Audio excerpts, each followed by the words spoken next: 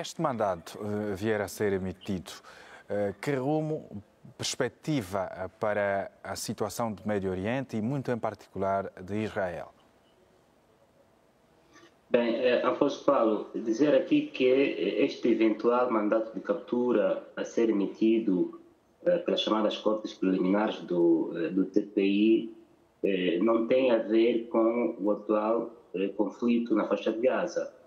Terá a ver com o conflito de 2014, que decorreu de 9 de julho a 25 de agosto daquele ano, que terá vitimado perto de 2.000 pessoas palestinianas e feridas cerca de 12.000, mas também há mortes de israelitas deste conflito. Ou seja, é um caso que a ser efetivado estará a relacionar-se com este conflito de 2014 e naquela altura também era o primeiro-ministro Netanyahu, porque, como se sabe, ele vem governando Israel desde 1999, com alguns interregnos, e naquele período era ele o primeiro-ministro e, de consequência, os eventuais crimes que terá cometido os terá feito na condição de primeiro-ministro e também os eventuais elementos a serem acusados terão eventualmente feito parte do seu governo da altura. Ou seja, é um caso que eventualmente tem a ver com o conflito de 2014. Já o conflito de o atual conflito em curso, na voz do Procurador-Geral do TPI, em discurso que fez no Cairo em outubro do ano passado, ele também informou que o TPI está a averiguar este caso do conflito na faixa de Gaza para eventuais crimes de guerra que temos contra a humanidade cometidos de lado a lado, isto é, do lado de Israel e também do lado de Hamas. E que, desde que tomou posse, enquanto Procurador-Geral do TPI, estabeleceu uma equipa ad hoc que se ocupa de fazer investigação do crime deste conflito em curso. Agora, o que é que isto poderá representar para o governo de Netanyahu? Bem, digamos assim, que do ponto de vista geral, virá quase que acabar com um certo tabu, né? O tabu que existe, segundo o qual esta corte tende a perseguir os Estados menores do sistema internacional, os líderes do terceiro mundo, o mundo pobre, não é? Basta ver que dos principais Estados, ou chefes de Estados cometidos, ou seja, julgados, condenados pelo TPI, são dos países como Sierra Leone, ou seja, como a Libéria, de Charles Taylor, Gbagbo, que depois foi ilibado de ter cometido esses crimes. O mandato de captura pende sobre o antigo presidente do Sudão, ou seja, se efetivar-se esta hipótese de que há um mandato de captura contra o primeiro-ministro Netanyahu, vai cair por terra o tabu que acusa o TPI de não perseguir crimes cometidos por líderes do primeiro mundo, ou chamado o primeiro mundo. Apesar de, como disse o colega Wellington, também já existir mandato de captura contra o presidente Putin. Agora, do ponto de vista do governo ou da sua relação com os atores medio-orientais, também fragiliza o governo de Netanyahu. Aliás, na reação a esta hipótese de mandato de captura, ele terá dito que não respeitará qualquer mandato a ser emitido pelo TPI e que não se concebe que o TPI emita um mandato de captura contra governantes do único Estado democrático do Médio Oriente e do único Estado hebreu do mundo, ou judaico do mundo. Ou seja, ele está consciente que acontecer poderá fragilizar a sua ação enquanto governo e também da sua relação com os principais players, porque imaginemos que o mandato seja emitido. Ele não poderá viajar para os países que fazem parte do Estatuto de Roma, porque implicaria a sua detenção e entrega à Corte Penal Internacional. Agora, também pode criar até dificuldades aos Estados aos quais ele efetuaria uma visita de Estado. Imaginemos que faça uma visita de Estado aos Estados Unidos.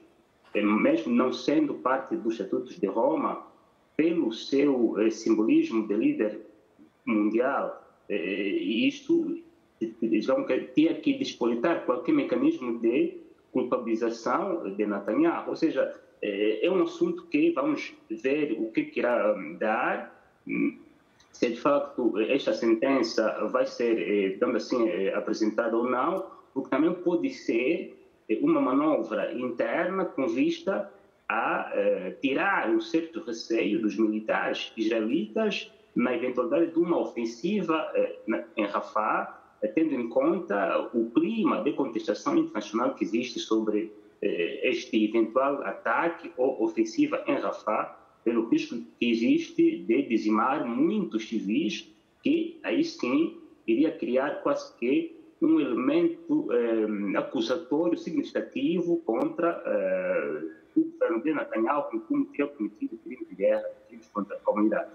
Também a África do Sul, como disse o Wellington, além de ter apresentado de facto o caso ao TIJ, também apresentou um caso ao TPI para que o TPI faça uma investigação sobre eventuais cometimentos de crimes de guerra e crimes contra a humanidade da parte de Israel. Ou seja, pode ser este receio que existe, uma manobra com vista a tirar o medo dos militares em tomarem de assalto Rafah, porque sabem que Israel, enquanto Estado não parte do TPJ, nada lhe proíbe de efetuar este assalto a Rafah para eventualmente concluir esta sua operação de rechação, ou seja, de retaliação contra o Hamas em função dos ataques que sofreu no passado dia 7 de outubro. Quanto aos países que tentam impedir, o próprio governo israelita também está a tentar impedir. Bem, estamos sempre no campo das hipóteses, dos cenários, não é? Exato. Ainda não houve nenhuma comunicação oficial da parte do TPI que vai comunicar qualquer mandato de captura contra Netanyahu e seus companheiros e seus colegas de governo. Não é? Não há uma comunicação oficial, são especulações que podem ser verdadeiras ou não, mas imaginemos que seja verdade, que o TPI imita este mandato de captura. Os posicionamentos eventuais dos governos que tentam impedir que isto aconteça estaria aí contra a lógica dos estatutos de Roma e do funcionamento independente da Corte e dos seus juízes, não é? Ou seja, a Corte não se movimenta e não deve agir com base nas vontades dos Estados e das relações clientelares que têm uns com os outros. É uma Corte que foi estabelecida justamente para evitar que haja cortes paralelas ou julgamentos mediáticos de crimes que ofendem a dignidade humana, enfim, o relacionamento humano, até o desrespeito das normas do conflito internacionais que existem desde há muitos séculos. Agora, Issao, faz favor. O que se procura impedir aqui é que o tribunal emita este mandado, uma vez que, por enquanto, são hipóteses, mas as diligências que estão a ser feitas, segundo as informações, é que o tribunal não emita o mandato. Se o tribunal tem este mandato, irá emiti-lo, independentemente das pressões que houver. Não é? É assim que opera esta Corte, é assim que deve operar esta Corte. Não é? Claro que, em função da dimensão ou da importância que representa as pessoas em causa, a Corte poderá ter receio em emitir este mandato. Mas, por uma questão de par condício, se já existe um mandato de captura contra o presidente Putin, em função dos crimes que terá cometido, sobretudo no que toca às crianças ucranianas deportadas eventualmente para a Rússia, também deve haver um tratamento igual dos líderes, do mesmo nível ou do mesmo simbolismo no sistema internacional. Se não se fizer isto, então passa a ideia de que esta Corte não é uma Corte interpartes, é uma Corte que tende a prejudicar ou a mirar algumas chefias de Estado em detrimento das outras. Mas também, se é verdade que existe esta tentativa de proibição de emissão deste mandato, podemos dizer aqui que quem está a fazer isto não está, ou seja, não peca por tardar, ou seja, devia ter feito com base no momento em que se efetuavam as investigações, não é? Como dissemos, este é um caso que data desde 2014, se não impediram as investigações, não podem impedir os resultados e virem cá para fora, porque, de acordo com os Estatutos de Roma, o Conselho de Segurança das Nações Unidas pode votar a suspensão de investigação de eventuais crimes de guerra e crimes contra a humanidade. Ou seja, se não for feito isto ao nível do Conselho de Segurança, não poderá ser feito fora dele. E, de consequência, se existe mesmo este mandato, independentemente das pressões que existam, este caso irá ser exposto cá para fora, se existe. Digo bem se existe, porque pode ser que seja um fumo sem fogo, com vista a passar uma mensagem de encorajamento de eventuais ataques ou ações militares da parte de Israel, para que culmine esta sua operação, sabendo que não faz parte dos Estatutos de Roma e, de consequência, não tem o TPI a jurisdição sobre os atos que realiza enquanto Estado.